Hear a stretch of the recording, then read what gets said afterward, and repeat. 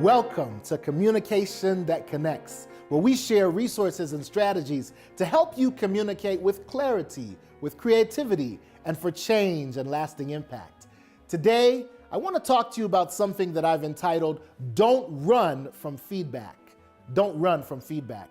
I used to be afraid of feedback. I remember when I was a youth pastor, there were times when my senior pastor would call me up and say, "We need to talk." And I would try to find every excuse to try to put that meeting off, because I knew that he was probably going to say something negative like, "How come you're always late in coming to meetings?" Or maybe he was going to share with me something that wasn't necessarily positive. But as I've grown, I've learned that feedback can actually be one of the best ways to help you grow. So now I don't wait for a supervisor or a boss to give me feedback. I've actually learned to invite feedback.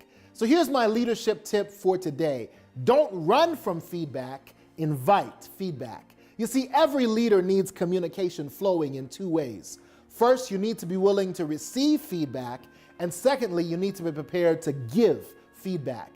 So there's two questions that I've learned to ask whenever I want to invite someone to give feedback. The first question is, how are you doing?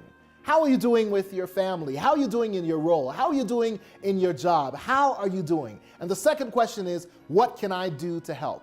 So as a pastor, I would sit down with my departmental directors and say, hey, how are you doing? How are you doing as a youth leader? How are you doing as a family life leader? How are you doing?